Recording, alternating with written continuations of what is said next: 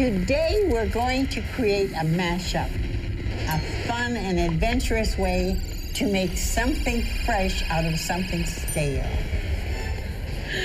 And we heard Girl Talk. On the aesthetic and legal margins of music. When you experiment with cut-ups over a period of time, you find that some of the cut-ups seem to refer to future events.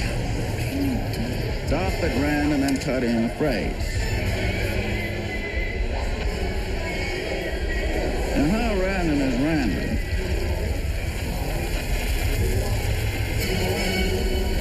No question, the most insidious virus in the midst of this illegal downloading of music is some people with some sampler Glitch poppy noise. It sounds like thunderphonics. It sounds like happy up-tempo, fun, poppy girl. Michael Jackson had the Mounties called in to confiscate all copies of the CD. Now, before we get our freak on, we need to match up our beats.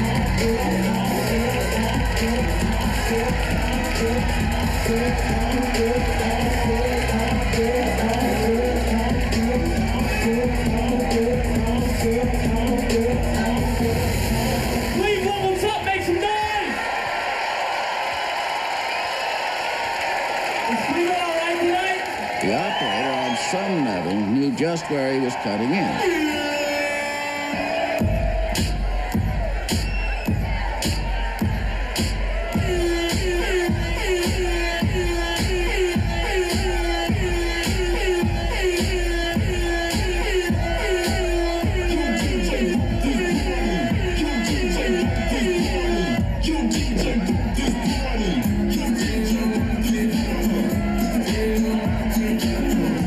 Let's stop and play a game. See if you can tell me the author of this song.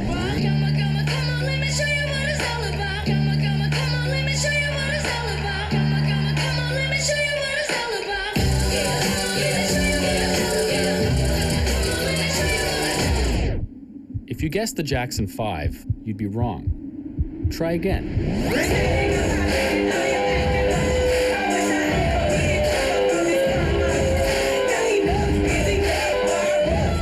If you guessed Queen, you're still wrong, because this music was created by my favorite artist, Girl Talk. Girl Talk makes mashups. His computer is an instrument, and the notes he plays are sampled from thousands of pop music classics, cut up and rearranged to create new songs. Pop music or music from different genres seems untouchable. You know, Elton John seems untouchable.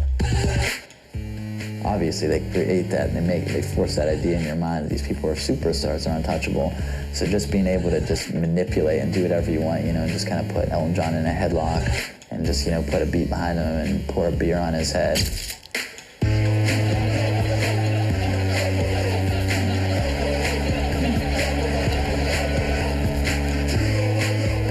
Whether or not you think this music is original isn't the point, because the rules of this game don't depend on who made the songs. They depend on who owns the copyright. And according to the people that do, sampling even a single note is grounds for a lawsuit. That means these kids should not be dancing. And you shouldn't be watching, because using these songs in my movie is against the rules too.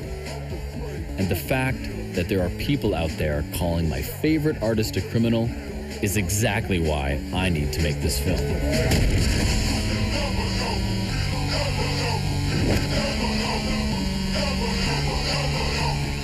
This movie is about a war.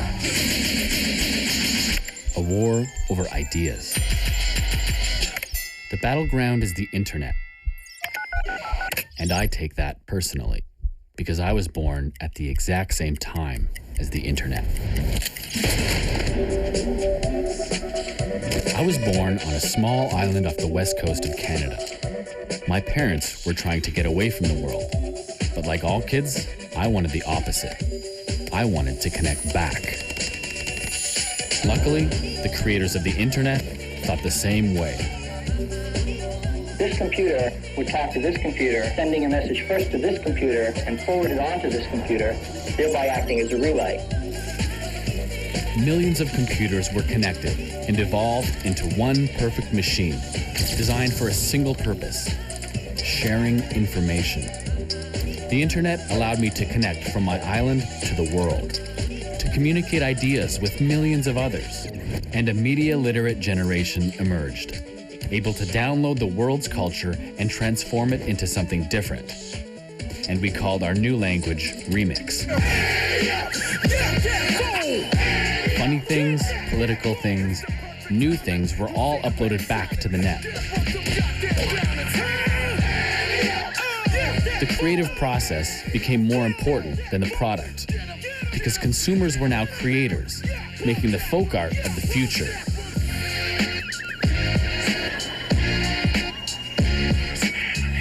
But the people who owned the culture that we remixed, they represented the past, and they declared war. They didn't see a great library or an information superhighway. They saw a supermarket, and they wanted to get paid. For these people, ideas are intellectual property, locked up until purchase. They use infinite money, corporate lobbies, and lawsuits to protect their property. Let's call this side the copyright. On the other side are those who want to share ideas. We'll call them the copyleft. These people believe that the public domain must be protected to ensure the free exchange of ideas and the future of art and culture. These are the people I've traveled the world to find.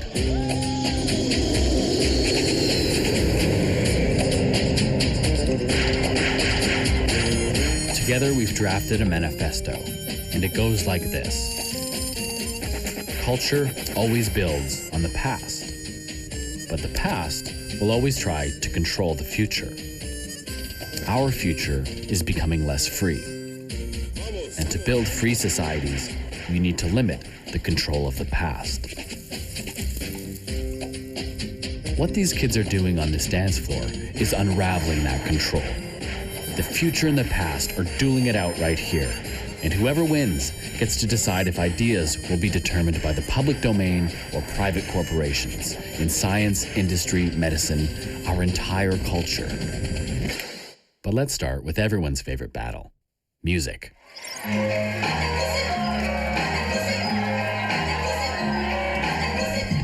Remember Girl Talk? He knows a lot about intellectual property, because by day, he's an engineer who samples biological data. By night, he tests how people's biology reacts to his musical data.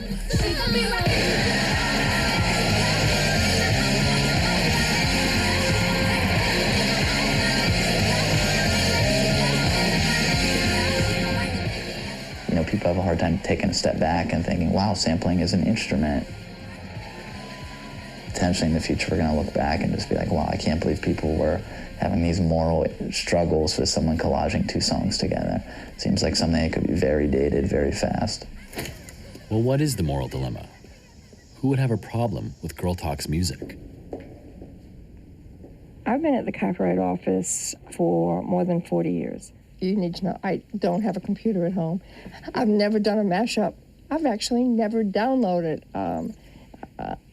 a song that was hanging out there. Can I show you a mashup? Sure. 1, 2, 3, 4, 5, 6, 7, 8. 4, 5, 6, 7, 8. So, I'll just grab any one of those, paste that into a new window. Elvis Costello radio. So if I just highlight the first kind of percussion hit, so if I put 0.25 seconds of it there, and then paste 0.125 seconds of it, which is half of that, and paste a 0.25 seconds again. So this is 1 second now, and this should be on a rhythm. Put in 0.125 seconds of silence. Put it twice, so it's 0.25 seconds of silence. And paste the 0.25 seconds again. Oh my God. Paste the 0.125 seconds. This is a lot of copyright infringement. So well, this is 1 second no, I'm now. just amazed at what he's doing. So I'm just taking his notes and rearranging them. I'll put in the minimal version.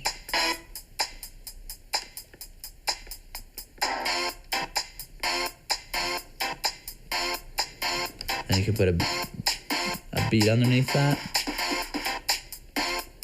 Then I'll put in the extended version. And they're kind of layering over each other so you can hear the ones that fit with each other.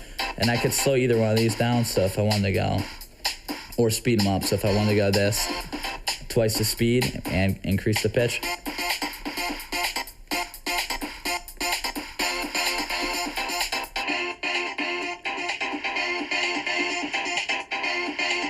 So none of it is his. He's just rearranging other stuff.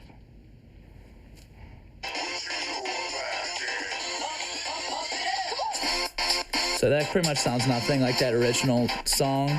And I would say that's roughly the equivalent of, you know, taking a familiar Beatles melody on your guitar and rearranging the notes and putting a new guitar pedal sound on it and calling it your own song. It's taking something that was and turning it into something that it wasn't. There's a gazillion copyright questions that it'd be a great exam question for a copyright law class. The answer will always be, it depends, and in part it depends on whose it is and how upset they are. Wouldn't there be something to be said that his creativity is being limited? No. No? His creativity isn't. You can't argue your creativity when it's based on other people's stuff. Well, why not? Girl Talk's music is obviously creative. Remember the manifesto? Culture always builds on the past. And it didn't start with Girl Talk. He isn't the first artist to make new music from old songs.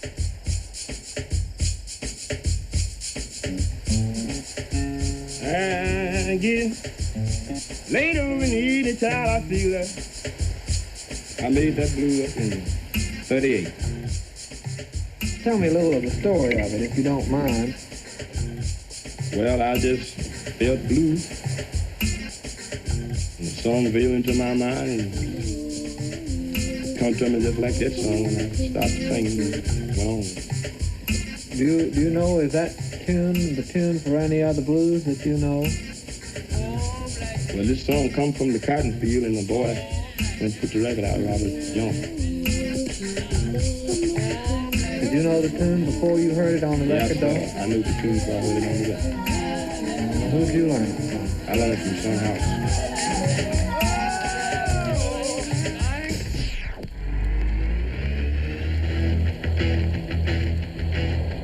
So right now I'm going to introduce the loop from the Led Zeppelin song, Whole Lotta Love, and I'm going to have kind of an A-B comparison between that riff and the riff from Muddy Waters, You Need Love. Way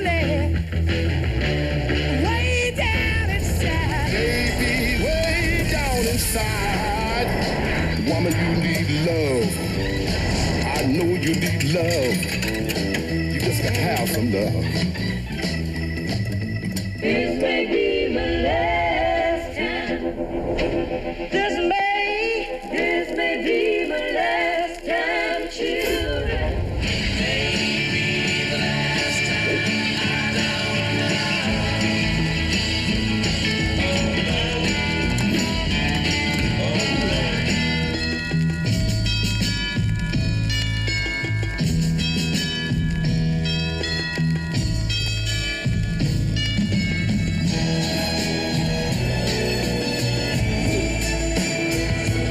It's a bittersweet symphony that's life. Trying to make ends meet. You're a slave to money, then you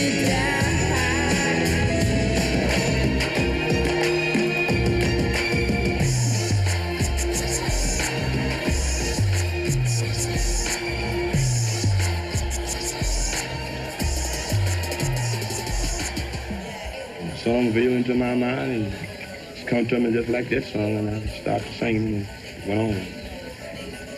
I knew the tune before I heard it on the record. Who'd you learn it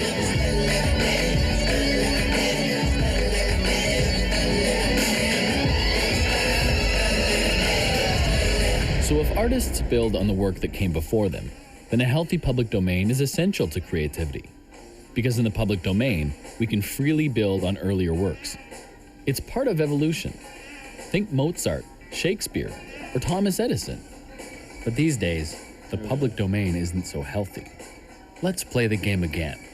See if you can sing the lyrics to this next song, written in 1893 and still not in the public domain.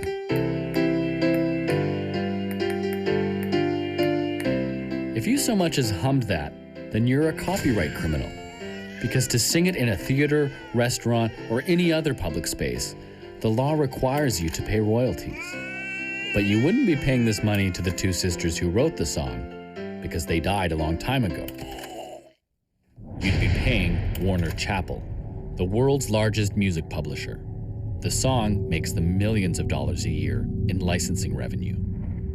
So what do you think would happen if Girl Talk and I were to ask permission to sample from the people who own the history of music? That's good, dude.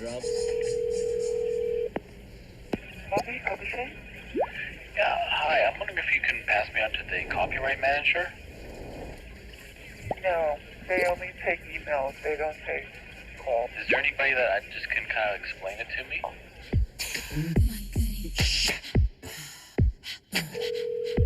Hey. Hi there. Oh, hi, how are you? I'm good, thanks. Yeah, I'm making a documentary film, and one of the characters, he uses a lot of different samples in his music. Okay. Do we have to clear that for a film as well? Has he released his CD or recording of this music? Should I hang up? Well, it's very possible that he has not cleared the samples through us. He's legally not allowed to use any of these songs unless he clears the samples through us first. So let's do the math. This Girl Talk song crams 21 songs into 3 minutes. Each title is owned by an average of 4 corporations who want at least $2,500 per sample. That makes $210,000 just for the publishers. The recordings are owned by labels, another $52,000. So far, that's $262,500. To clear his album, you'd be looking at well over $4 million.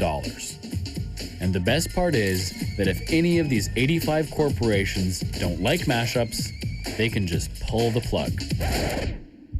And if you keep on making the music, well, that's when the lawsuits start happening.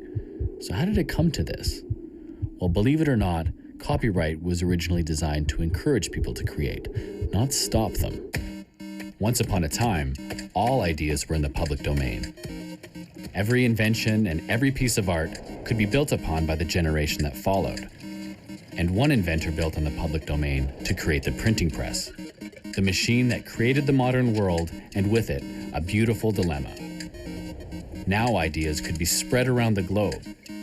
But how could an individual now profit from his or her creative efforts? The solution was the first copyright law. The Statute of Anne gave authors exclusive rights to their work, but the law was meant to be a balance between the rights of authors and those of the public. So after 14 years, the work fell into the public domain and anyone could copy it. But over the years, people kept inventing newer and better copying machines, each disrupting the business model that had come before. From the player piano to the radio to the VCR, each technology originally copied ideas without paying the copyright holder. The solution was always a balance. Lawmakers ensured the right of the new technology to innovate while maintaining the right of authors to still get paid. By 1998, the music industry was raking in over $13 billion a year.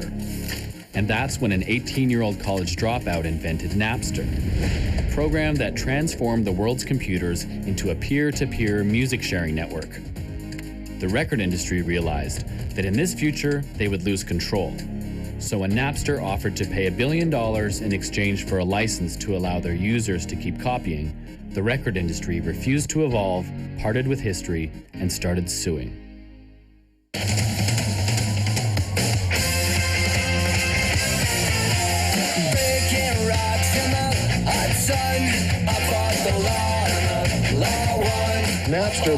Napster.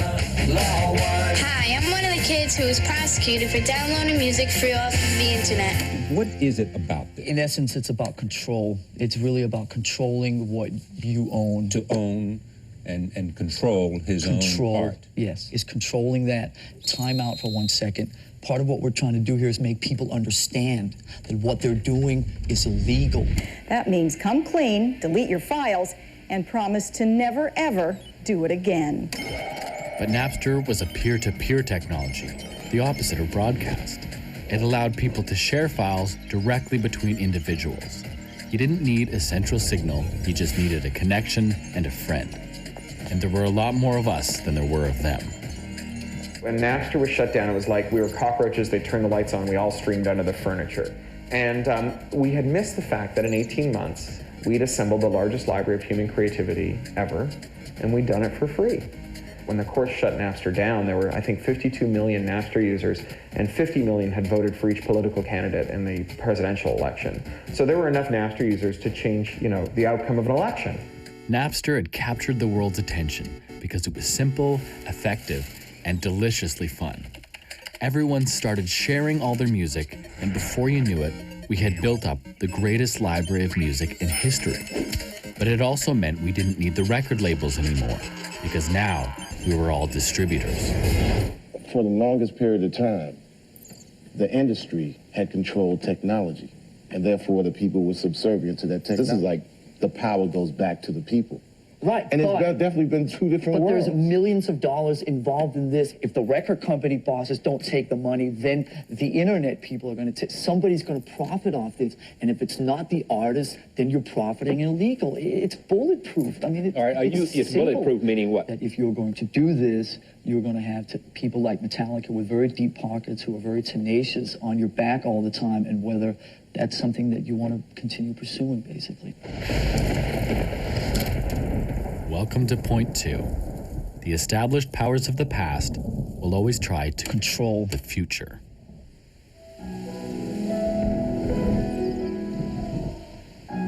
We received a notice from the attorney that there's been illegal activity on our computer. She was representing, of course, the recording industry. She said, you're guilty, Mr. Smith, of downloading songs illegally on your computer. And I said to the woman, I said, I've never downloaded songs. And she said, well, someone in your household must have. And I said, perhaps. I said, you have to understand my computer is our family computer. And on any given Friday or Saturday night, my child would have maybe dozens of friends over. And at that point, she said, well, we will send you a form, and you can implicate your child.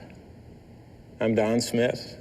I'm a pastor and a ministry consultant from McKinney, Texas, in the Dallas, Texas area, and I have been sued for copyright infringement.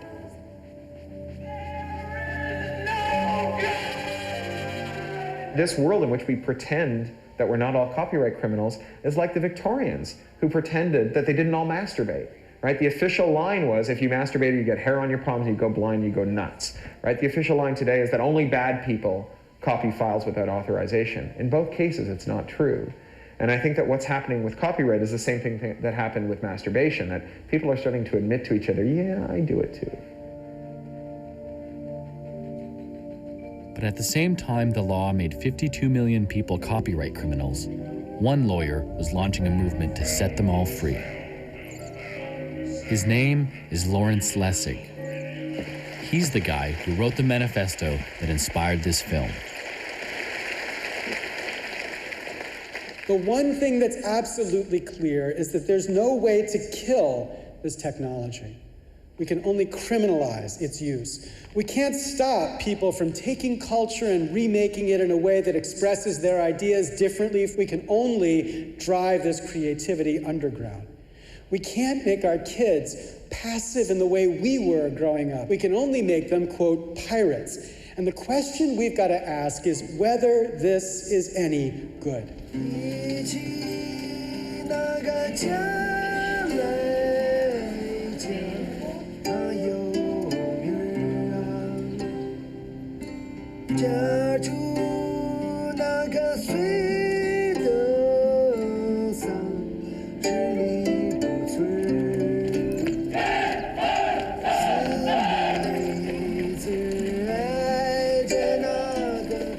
Lessig has been traveling the globe for over a decade, sounding the alarm on his own country's copyright policy.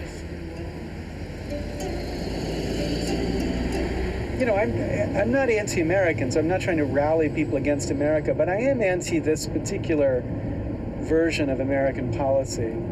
I'm embarrassed by it because it is so extreme relative to our tradition, and it does harm when this kind of extremism is forced on developing nations. And I think it's particularly appropriate then to come to developing nations and to at least get them to recognize that there's another side to this story. So I felt like a lawyer with a guilty conscience, that, you know, somehow there had to be a balance to this, and if the mess was being created because lawyers were playing into the hands of these, you know, people who profited from this, then lawyers needed to be on the other side. So that's what really got me going. I want to make a mashup film, basically. I want to take all my favorite mashups, my favorite movies on these subjects, stuff I find on the internet, and I want to cut this together in a way that really tells the story of the last 10 years of copyright. I'm wondering if maybe you can take a look at it.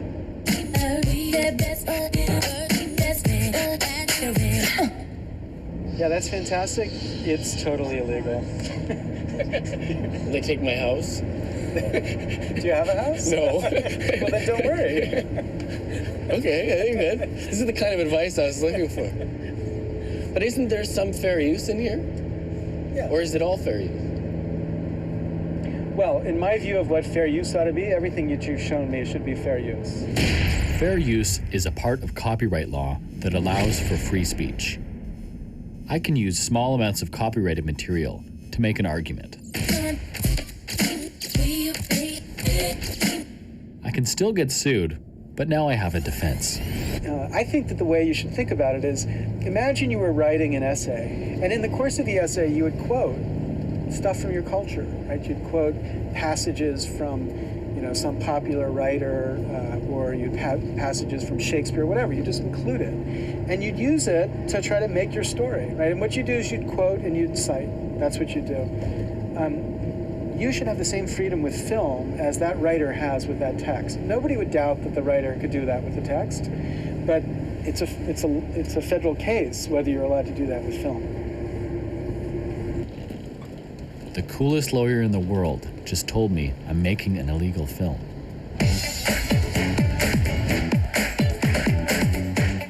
If I want to use this Girl Talk song, I would need to ask dozens of rock stars and get permission from the Warner Brothers. But there's no amount of money in the world that would convince the music industry to allow me to use their own music to criticize them. If it were up to them, you wouldn't be allowed to hear anything. Generate silence. Okay. So how do I make a mashup film without playing a mashup? My one hope is fair use, because I am making a point. My point is that copyright is out of control. It's been manipulated for profit at everyone's expense. This is a global issue, so the debate shouldn't be limited to just me or a bunch of lawyers and lobbyists. Why not enlist the world's remixers to join the discussion? I've started a website called Open Source Cinema, and I put all my footage online to see what people will do with it. So far, this film has been mixed and remixed to the point where 64 university students even got together to make an animated version.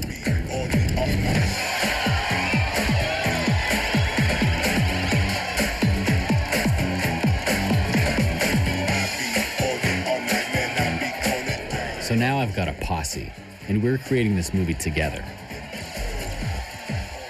Whenever you see this sign, you'll know that this piece of video came from someone else. Maybe it came from you. These are communities. They're being created by the opportunity this technology makes available. And these communities engage in a kind of conversation, each one taking what the other had done and adding to it, mixing it and changing it, and engaging in a creative act. Hello. Yes. Hello. And my community taught me that the remix game has been going on for a long time. When you experiment with cut-ups over a period of time, you find that some of the cut-ups and rearranged text seem to refer to future events. Stop at random and cut in a phrase, and you have a new juxtaposition. Now, of course, this procedure on the tape recorder produces new words by alter juxtaposition.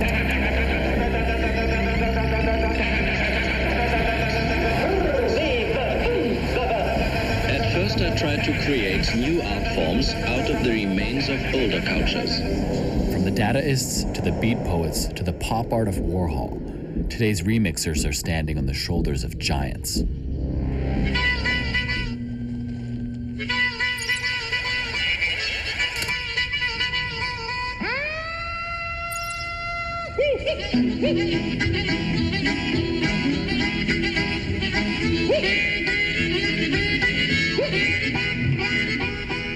The importance of this remix has nothing to do with the technique that each of these videos demonstrates. The importance is that this technique has now been democratized.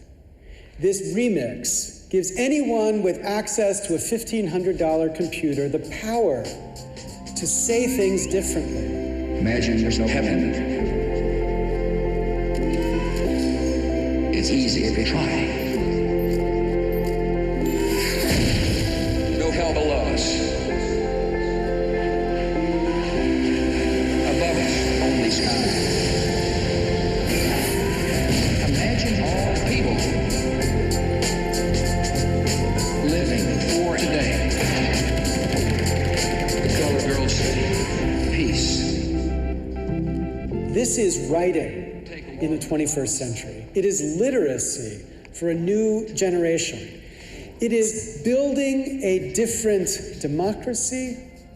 It is building a different culture, where people participate in the creation and the recreation of the culture around us, a form of culture that has existed from the beginning of human society all the way through the present, except for one century, the 20th century.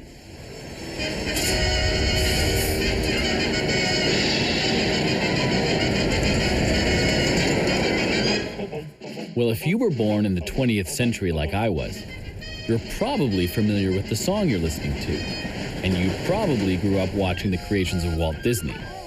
I love this stuff, and so does Cory Doctorow, who's probably one of the only copyright activists in Mickey's Club. Who's the leader of the club that's made for you and me? M-I-C-K-U-I-M-O-U-S-E. Ultimately, what this is a ride about is about glorifying piracy. They have a great gift shop when you get off that's all full of pirate stuff. I always walk in and I go, man, all this stuff makes me want to download a movie. I'm a big fan of this man, Walt Disney. I'm a big fan of his work because his greatest works demonstrate beautifully how culture builds on the past. What Walt Disney did, better than perhaps anybody else, was to take works that were in the public domain and updated it and made it relevant for our age. Real boys?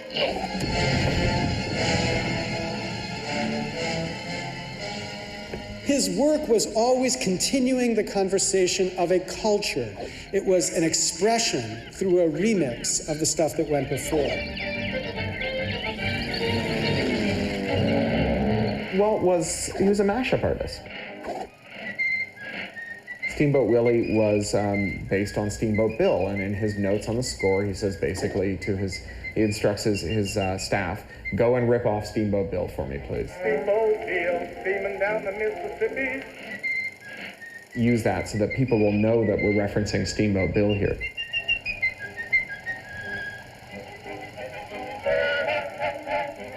Mickey was meant to be a stand-in for every person, to be a kind of generic, everyman. And so I think that we were told to identify with Mickey. And when you're told to identify with Mickey, you sometimes do.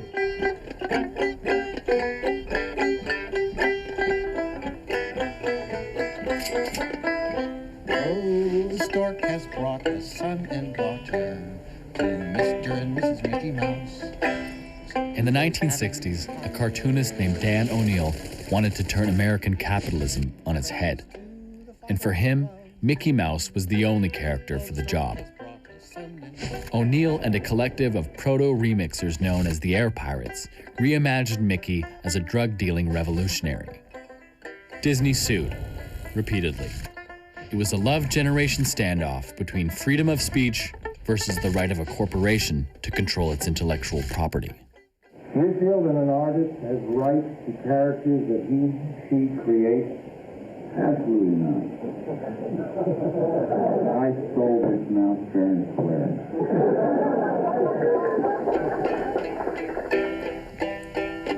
I always get what I want. Oh, I always get what I want. 'Cause I whine all the time. I got you something at Disneyland. What do we got? Oh, how nice. Hey, this is great. You should use this in court. Well, yeah, I did put in one of these things in court. They had for $1.25 how to draw a Mickey Mouse, it said on it. I mean, you guys want to tell me how to do this. This is the 1950s CIA mouse, see? See, this is 1928 Steamboat Willie. This is the real mouse here. And they weren't using him. And then when we used him, they went back to him like a shot. They're right back to him, oh boy. And they put this image into everybody's mind. So basically, we have a mouse disease. You know, artists inflicted with this impulse to draw your stupid mouse. Despite multiple trips to court, O'Neill couldn't stop drawing Mickey. He formed a remix terrorist group called the Mouse Liberation Front, enlisting cartoonists around the world to draw their own Mickey. Disney finally hauled O'Neill to the Supreme Court, whose unanimous decision, 9-0, was that the Air Pirates' use of Mickey Mouse was not fair. They had taken, quote, too much. So I had all the underground dope lawyers of the 60s, all the rackets, so they didn't know anything about copyright. I mean, that's Mickey Mouse, but everybody knows that's not Mickey Mouse, because Mickey Mouse wouldn't do that. But why go after Mickey? Why did you? Well, because Mickey, I would have gone after Popeye. I would have gone after Little Lulu. I would have gone after anybody who was paranoid enough to attack everybody on sight. It wasn't about Mickey Mouse. It was about that Disney sued everybody for just looking at them. All of a sudden, this is really silly. Alrighty then. Let's see. Here's another federal crime. Once I built a tower up to the sky, bricks and mortar and lime. Once I built a tower, now it's done. But can you spare a dime?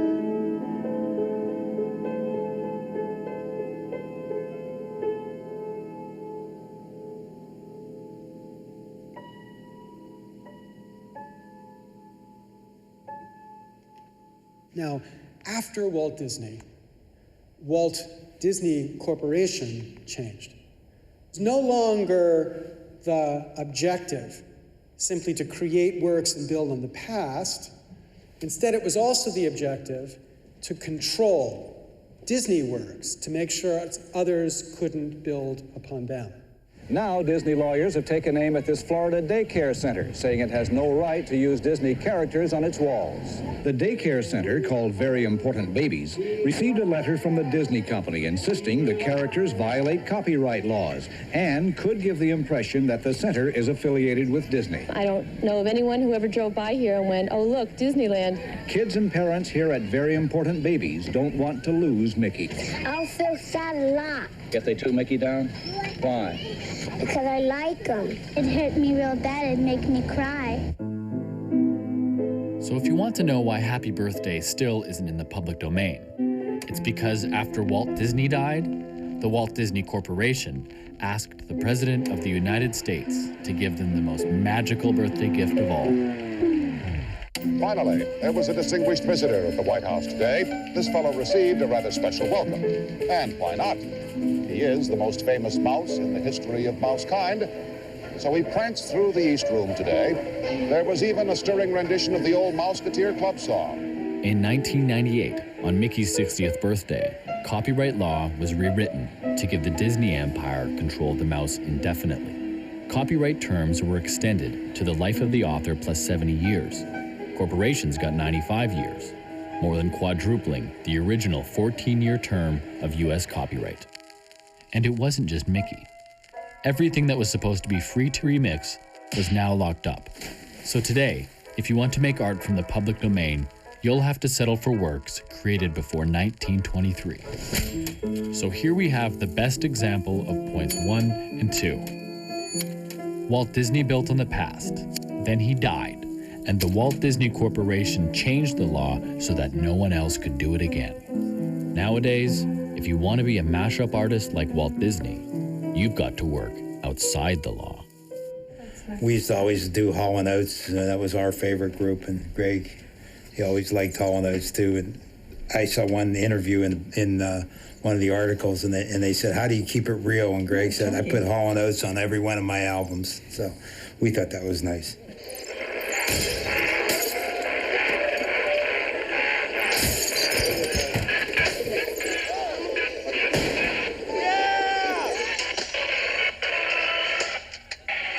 Well, there's me with my shirt off in high school at a joystick show. Oh, so there you go. That's way back. I told him keep this shirt on. I tell him keep his shirt on too. Yes. Okay, Kendall. The shirt's not bad. It's keep the pants on.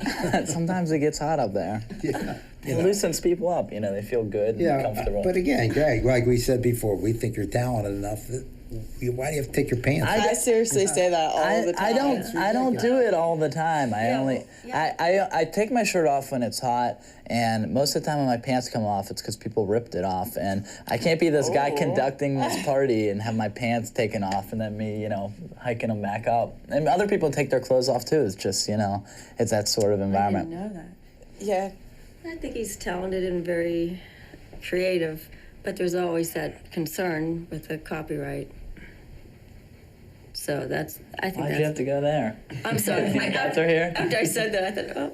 We're afraid he may land in jail or get sued or something along those lines because, we know what he does. Supposedly it's copyright infringement, so, we're waiting for the shoe to drop. It hasn't, but, we're concerned.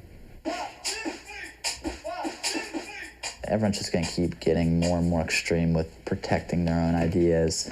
And, I think eventually everyone's going to realize that it's beneficial to share ideas. Well, that's the hope. Although the past is doing a pretty good job of controlling the future. But remixers are fighting back. He was a little dog named Snuggles, but he was most certainly... Before I'd ever heard of Girl Talk, my remix heroes were Negative Land, professional shit disturbers who were sued for remixing U2. That's the letter U and the numeral 2. The four-man band features Adam Clayton on bass, Larry Mullen on drums, Dave Evans, nicknamed The Edge, on keys. This is bullshit. Nobody cares. These guys are from England, and who gives a shit?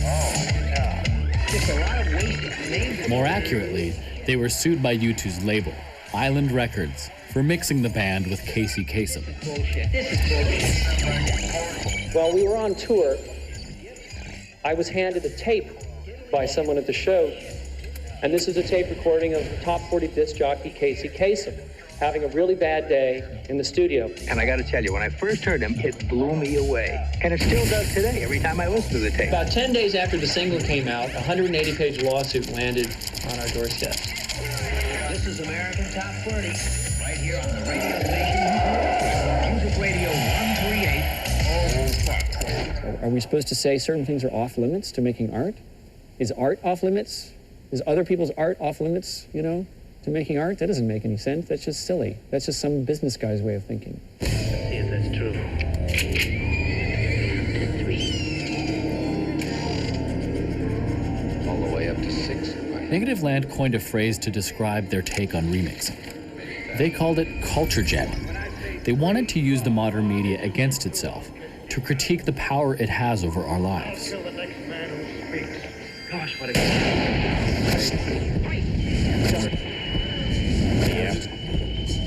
The corporations are completely taking over our culture and telling us that we can only consume it. And we're saying no. We're saying we want to actually create with it, respond to it, take it, mutilate it, cut it up. We're saying, you don't ask us whether I want to have a billboard everywhere I go in my town. You don't ask me if I want to see your Nike logo everywhere I go. You don't ask me if I want to hear YouTube's music everywhere I go shopping or when I eat in a restaurant. So why do I need to ask you to take a little bit of it and make something out of it and make fun of you, critique you? Why do I need to ask?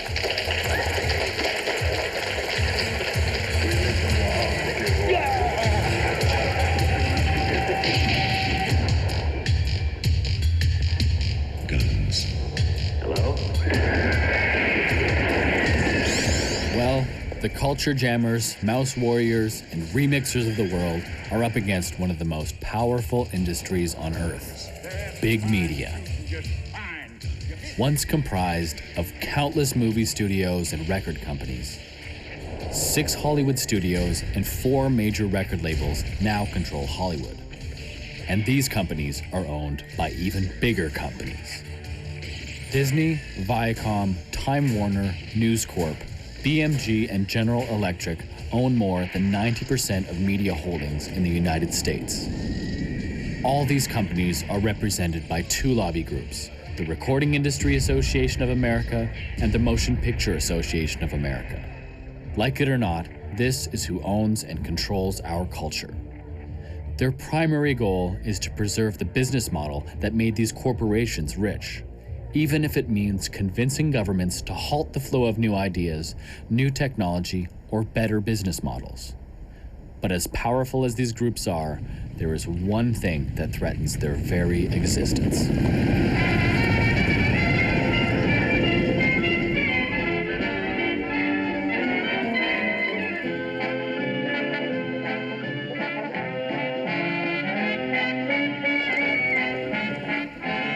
Yes, along with China and Russia, my home and native land was singled out as one of the world's worst pirate nations, and they sent their cops after us.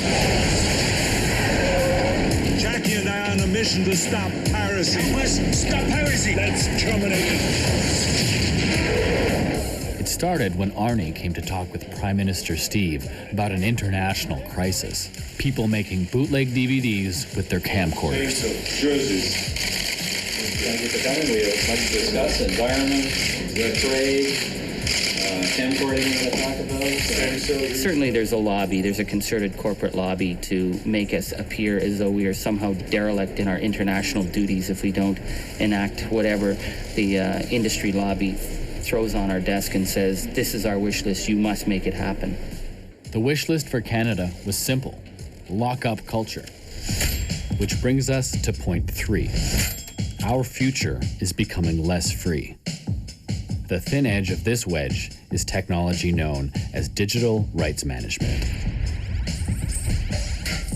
Using this technology, the record and movie companies can prevent you from copying CDs, DVDs, and files to your computer. Rather than letting the law decide what you can and can't do, now some corporate software will decide for you. I just call it the urinary tract infection business model, right? It used to be that, like with a DVD, with a CD or with other media, all the uses of it flowed freely and easily. But with the new regime for DRM, every new use flows in a small, painful, spurting drip, right? Every time you press a button on your remote, that's another 3 cents out of your pocket for the new rewinding right, and the new pausing right, and the new, watching this in your minivan right. And free speech isn't in this Bill of Rights. So forget fair use. That's forbidden now. The only way I can make a mashup movie is to use software that breaks the locks put on these movies. But under Canada's proposed laws, that's a $20,000 infringement. I've done a lot of that.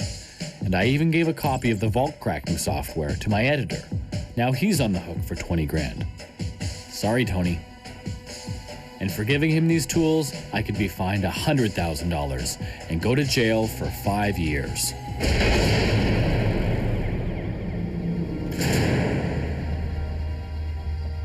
What we saw in the U.S. is that there was a real pressure to lock down every possible right. It becomes a question, are we talking about updating copyright for the 21st century, or are we talking about actually using this fear of copyright to bring forward a radical rewriting of copyright, so you actually have copyright in areas that would never be before? So let's look at the American record. Lawsuits against 10-year-olds, subpoenas delivered at schools against stroke victims, against dead people. You can't put locks on your citizens.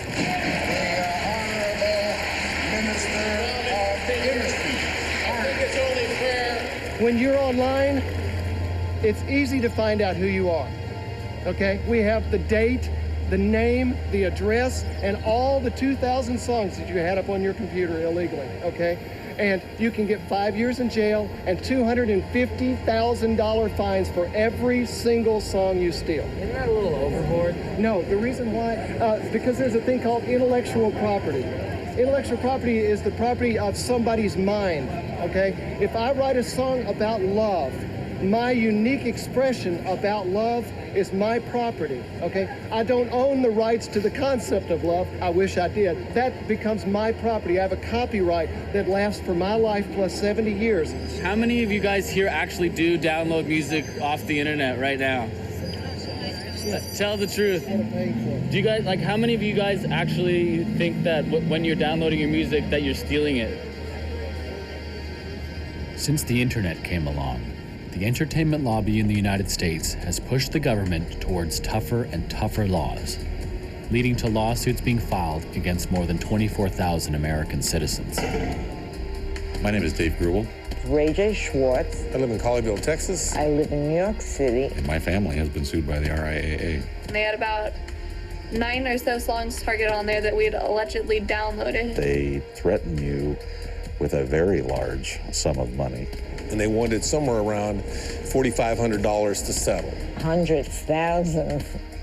I could be charged at a minimum $750 per song, all the way up to $150,000 per song. Now they're going after my kids. They're going after people on welfare. They're going after people on disability. They're going after people that don't have anything. Most of these people were forced to settle. They couldn't afford to face the RIAA in court. So without being found guilty of anything, they lost thousands of dollars. And not a penny went to the artists that were supposedly being defended. But when Jamie Thomas, a single mom in Minnesota, refused to settle, she ended up in court accused of downloading 24 songs, the equivalent of 2 greatest hits albums. Okay. Let's listen to her playlist of shame.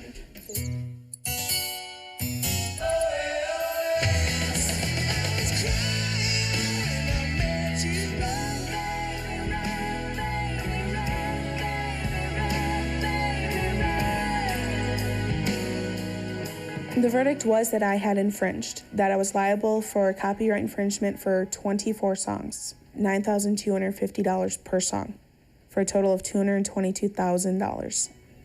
They can take up to 25% of my wages to try and pay back the amount.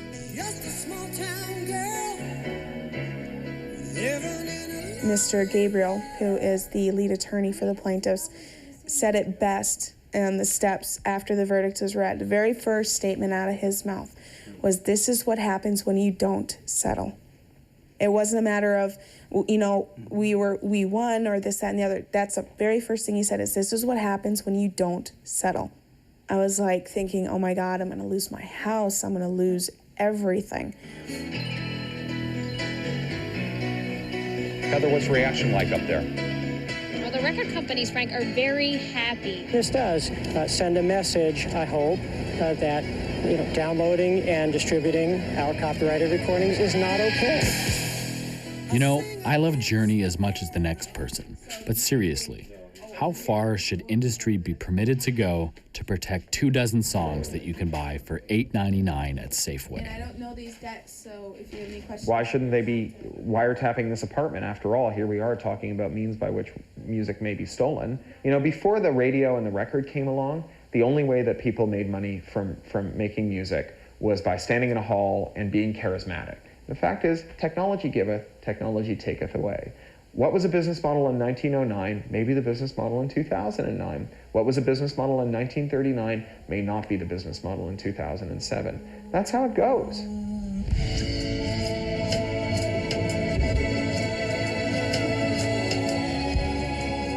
In 2007, the business model of music was completely rewritten. Radiohead, the biggest band in the world, left the record label EMI to release their next album on the internet. And they let their fans decide how much to pay for it.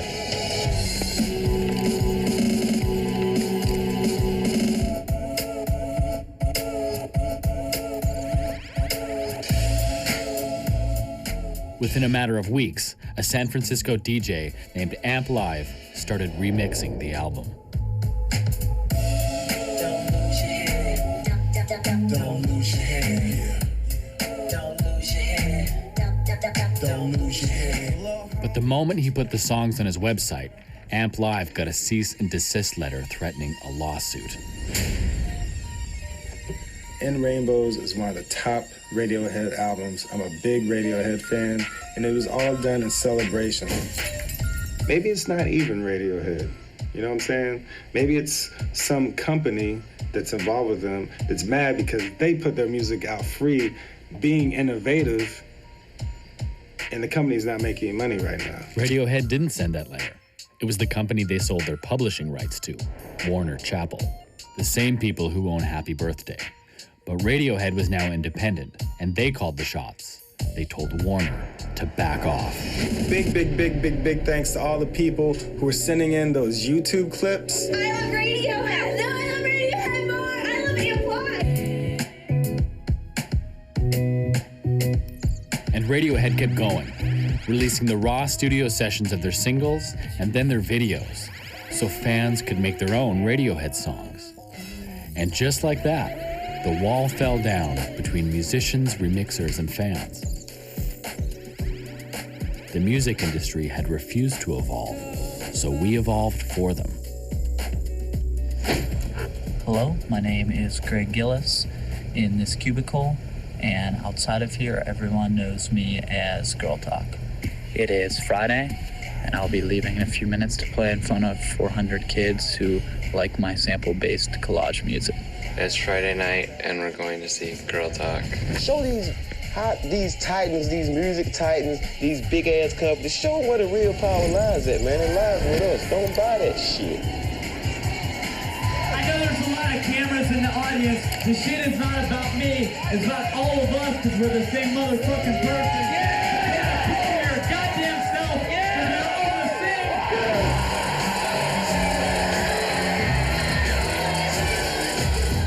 Things like my album, I don't think would get heard that well without the internet and MySpace. I think we're living in the greatest period of time for music ever. So anyone can be popular, anyone's music can be heard. It's no one's controlling anything. It's back in the people's hands for the first time in a long time. If Girl Talk is any example, then it looks like the battle for the future of music will only escalate. Because now he's sharing the stage with the pop stars he grew up sampling.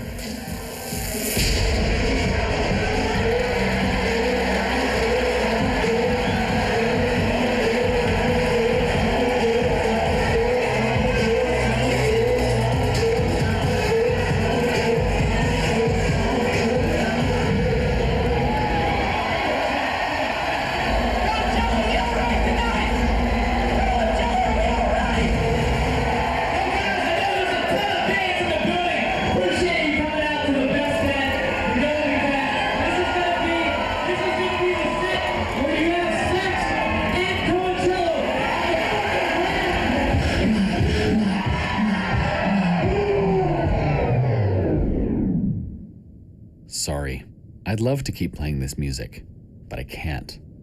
My fair use argument has expired. Remember the fair use game? The reason I get to play illegal mashup music is because I'm invoking free speech to make a comment, but I've already made my points about this music, so I can't legally justify showing any more. So I guess I'll have to play something from the public domain instead. It's too bad though, because this was a pretty sweet show. This one really got them going. He dropped AC/DC in the middle of the Black Eyed Peas. People were blogging about it for weeks.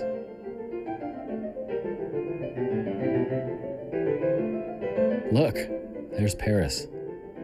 It's official. Copyright infringement is hot.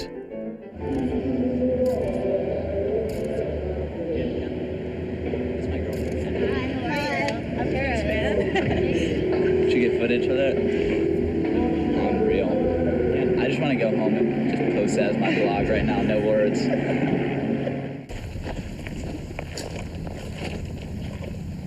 Seems really symbolic that it's like almost you won an award by being at Coachella. You know, it's like this is the 50 bands this year who got to do it. You know, it's just nuts to be able to play at the same time as the Chili Peppers or, you know, with at the same show as you playing while you're playing. It's a pretty weird situation, you know.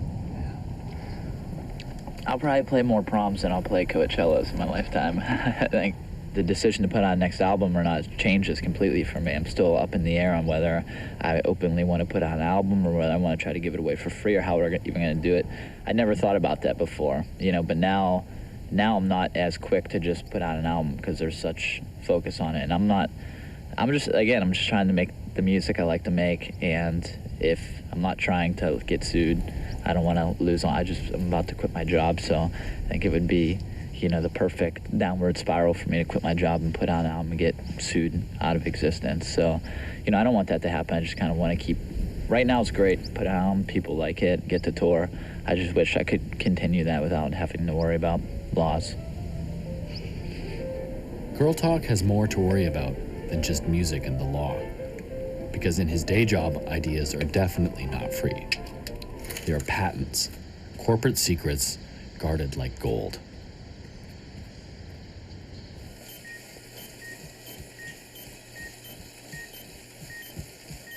My technical title is biomedical engineer.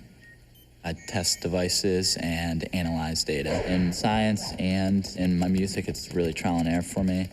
We just dabble in so many things, and that's the same way. I mean, with samples, I just sample things all day long, then I see what works. And, you know, doing science, when you're looking up new ideas, you just read journals, take notes. That's just, you know, collecting the data to look into a million different things to make something new. And then there's the actual processing of the data where you're saying, all right, now I have to get results. You know, the first thing you do is research it and see if there's patents for it. And a lot of time, very broad ideas are patented. It is an experimental division, so you know, we keep a notebook and they want us to propose 3 ideas per year. And I think if it were a bit more open to the point where the whole point of medicine and science where let's just do the best we can, let's just build on all the ideas and see what we can make happen. I think the progress of medicine would move, you know, incredibly fast. All the time, you know, you come up with something and you do the research and it's been patented and maybe your idea is slightly different, but they might hold a patent on a core, you know, part of your idea. So, you know, a lot of times it's just, that's out of the question. You know, it holds back knowledge exchange. Very clear, you know, so many things just aren't developed because people are holding a patent onto it. The cure for cancer could be a step away, but, you know, it's off limits. You know, they might sit on that idea forever and do nothing with it.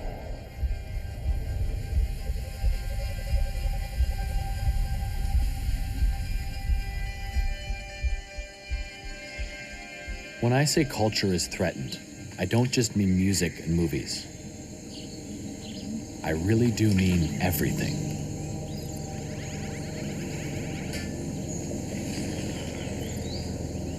The concept of intellectual property is addictive. Once you realize that ideas can be more profitable than oil or gold or even land, then there's no limit to what can be thought of as property. In 1980, the US Supreme Court ruled that living organisms could be patented. Soon after this decision, ayahuasca, a plant from the Amazon rainforest, was patented by an American entrepreneur. The plant has been used for generations by Amazonians for medicinal and spiritual practice. Now that you could patent life, the race was on. The 20th century had been the century of property, of land. The 21st century was to be the century of intellectual property, of ideas. In the 1990s, the United States hatched a plan to trade the economy of things for the economy of ideas. And the man who would protect these ideas was Bruce Lehman. In the Clinton administration, my job was to being in charge of the intellectual property policy of the United States, both domestically and in terms of our diplomacy. You know, in a modern economy, I think wealth is in the products of the mind. It's really in intellectual creations. You know, in much of the world, we live in a sea of piracy. And, you know, you can have sympathy for developing countries, but we made a deal. You know, if you go to a shopping mall in this country, you cannot buy anything made in the United States anymore. It all comes from China or some other place like that. Well, the reason for that is that we've completely opened up our markets. It was a conscious decision to basically abandon low-wage manufacturing jobs, and the idea is that we would compensate for that with higher wage, high-tech information, more intangible-based jobs. The idea was that they would convince the world's economies to adopt laws that prohibited the copying of American ideas without American permission. And in exchange, it would require all the countries that wanted to manufacture stuff and export them here to adopt American copyright laws. And if they didn't, they wouldn't be allowed to sell their goods, their physical goods here in America. And the World Trade Organization would be the teeth. And the difficulty in the global trading system is that we met our part of the bargain, but these other countries didn't meet theirs. ミッキーマウスにドナルドダック？それにミニーちゃんも？一見おなじみのディズニーのキャラクターたち。This knockoff of the happiest place on earth highlights a problem with the American plan. For better or for worse, the information age is all about copying ideas. シンデレラ城のようなお城にあの人気アトラクションそっくりの乗り物まで。米老鼠什么的有吗？没有是吗？我们是大耳猫，我们是猫，你注意一下。 I have to say that we're now more than a decade, I guess we're 12 years into our policies on digital copyrights. I feel that it also has not achieved the results that we wanted. ディズニーに行くのは遠いので、設計山遊園地に行こうと書かれています。 And so I'm thinking, you know, well, maybe we should have forgotten intellectual property rights internationally and gone for labor standards in the environment.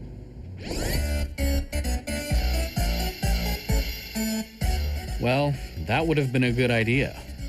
But instead of pushing for fair trade policies, the US is trying to build an economy that can't be built.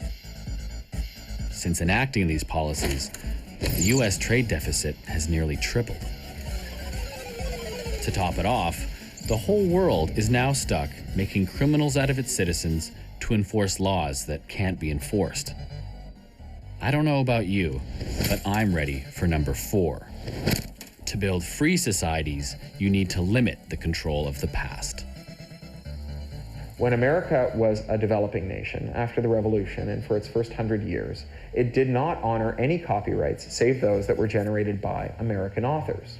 So foreign authors like Charles Dickens were widely and enthusiastically pirated by the American presses, who used the proceeds from this to subsidize the printing of Mark Twain, a local author. And so the idea that Burundi or Brazil or India needs a copyright law like America's in order to compete with America is absolutely wrong. What American history has shown us is that what they need is a copyright law like America had in 1776.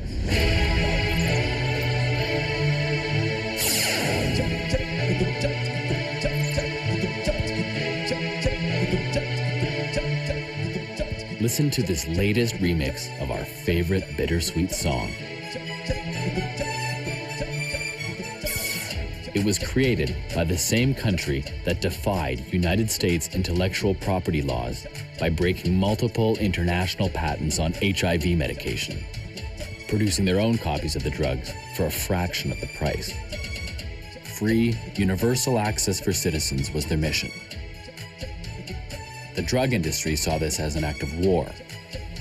Brazil saw it as an act of life.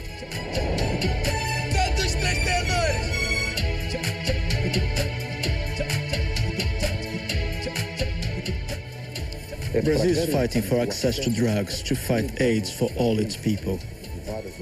This policy has resulted in controversy at international forums. So we've put our case to the world, and we fought for it.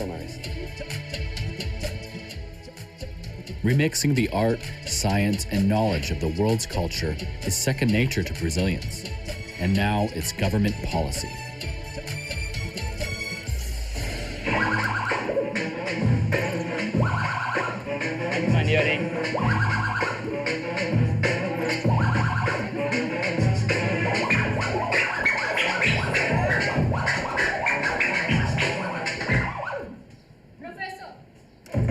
Muito bom, hein? Tá fechado. Lawrence Lessig traveled to Brazil in 2004 for inspiration and imagined an alternative global copyright system, Creative Commons. Creative Commons was born to set culture free. A license that says, I as a musician give you the right to sample my work, take and build, create, remix. And the most important place where that conversation began was here in Brazil. I come from the land where we talk about being free. I come from a land where we are lost. You are our brother in this debate, and you must remind us of what we have lost. Lessig found an ally in Gilberto Gil, one of the country's most famous musicians, who was also the Minister of Culture. He's devoted his entire life to creating a society based on sharing.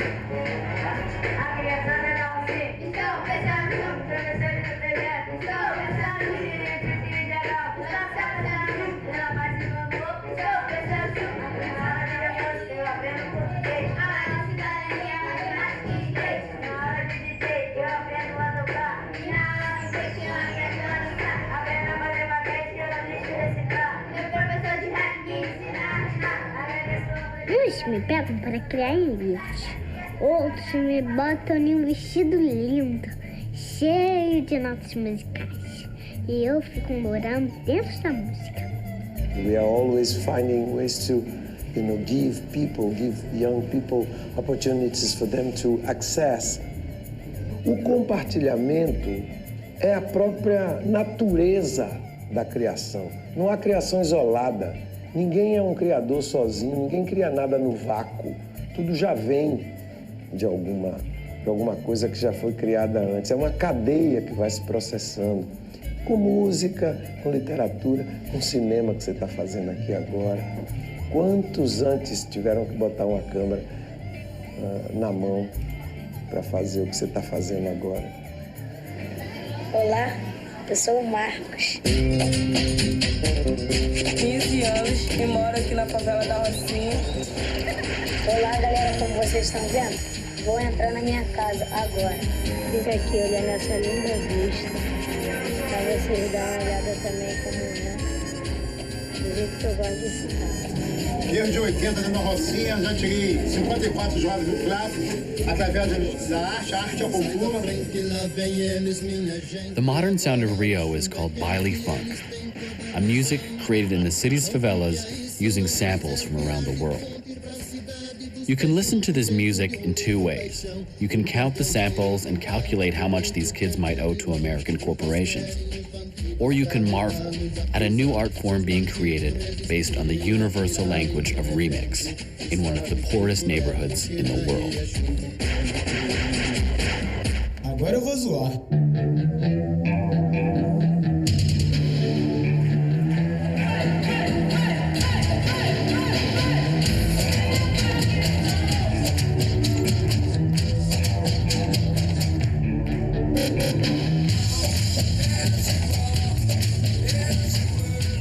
pessoas falam em funk, pensam em James Brown, em Michael Jackson, em qualquer outra coisa, e nunca em um funk carioca. Porque a música foi se transformando, o que ficou foi o nome.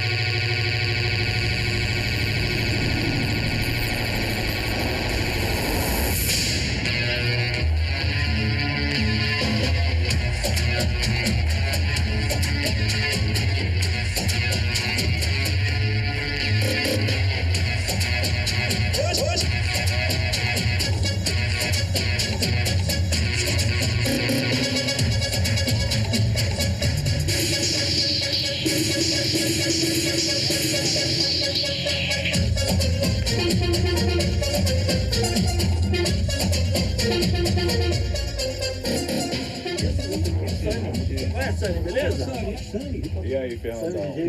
Por quê? Porque foi onde fez o caldeirão e misturou todos os... temperou e criou uma nova coisa. Bossa nova, seja do axé, seja da música baiana, seja do funk, que é a atual música eletrônica brasileira, ela também é espelho da cultura desenvolvida no Brasil de mistura. O que é a novidade? É exatamente você misturar essas coisas que foram feitas. Isso é o futuro da música e da raça humana, cada vez mais. I heard a story before I came to Rio, that when the first Portuguese bishop arrived in Brazil, the natives were so impressed by the word of God that they ate the bishop in order to digest the power of the Catholic Church. Perguntei ao homem o que era o direito. Ele me respondeu que era a garantia do exercício da possibilidade. Comia.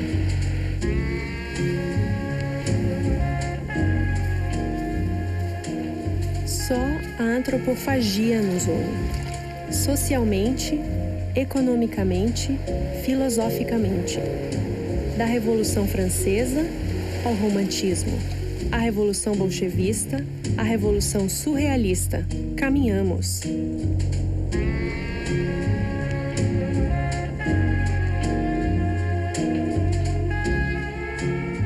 From a remixer's point of view, Brazil is leading us into the digital age. Here's a country fighting to overcome a legacy of violence, corruption, and inequality through innovation based on universal access to human knowledge and the freedom to build with it, with a balanced view of intellectual property and its relation to the public domain.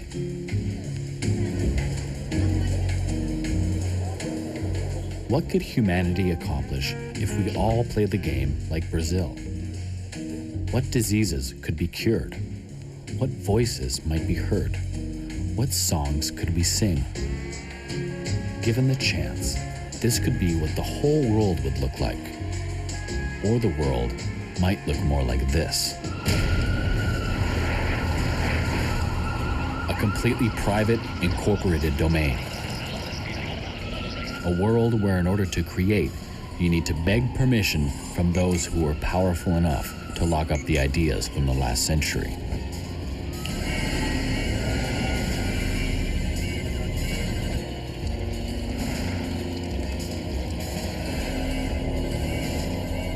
Is this where we're headed? Well, not if the Mouse Liberation Front has anything to say about it. So what's your favorite number? 77. Okay. So 001 and 2 sevens, and then anybody you add on has to go on after the sevens. And then after that, then nobody knows. No way to break it. And this is how you got, this is what all the MLF members would do? Yeah, this is what you had 10,000 deep. The federales wanted the names of the MLF. They're only numbers and they're gone. Who knows? There you go.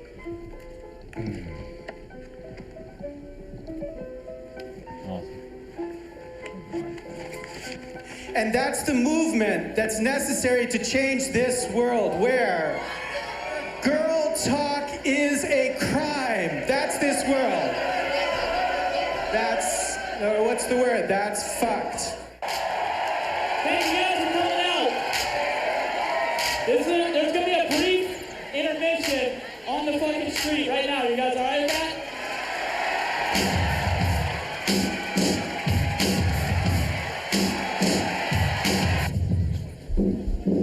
So here's the deal. The rules of this game are actually up to you. This is not a world made up of passive consumers anymore. That era is over. This world is made up of collaborators. We can create and share. We can change laws. We can act.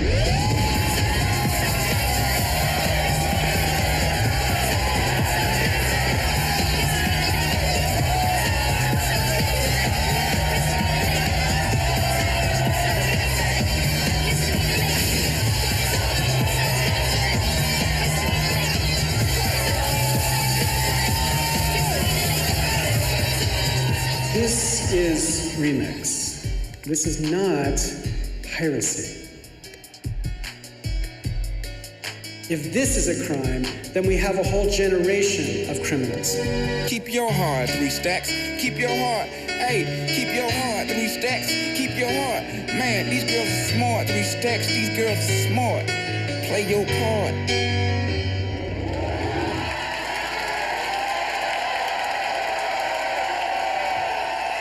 Isso eu sapeco. Às vezes fico quieta. Mas todo mundo que olha atrás de mim é poeta. Tente agora fazer um verso. Se eu fosse você, faria. So take this movie, rip it, remix it, and help remake it. Put me in a headlock and pour a beer on my head. This is only the beginning of this movie. Build on the past. That's the future.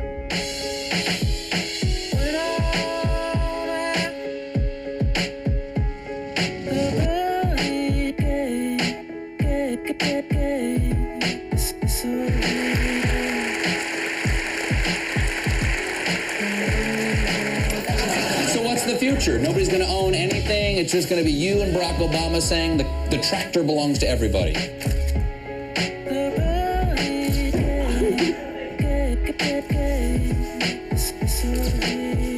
Hi, I'm Congressman Mike Doyle from Pittsburgh, Pennsylvania, and I've got Girl Talk on my iPod. Flashlights report the lies, just like life flash before your eyes. Touch right through to the soul, illusions exposed right here on a reel in the theater of real occurrence. You're in the box with the top popped open, like the soldiers in a Trojan. Unexpected, one direction, can't go both ways, that's what the Pope say. Every note played in your soundtrack is based around fact, how you get down and act. The end of the cinema, into the darkness, the usher escorts you to your fortune, morphing into the final solution. Might be gruesome dependent on your contribution. Your vision gets clear and translucent, witnessing your own video revolution. Listen, nobody's gone after him so far. I mean, he's You can count his blessings. Eye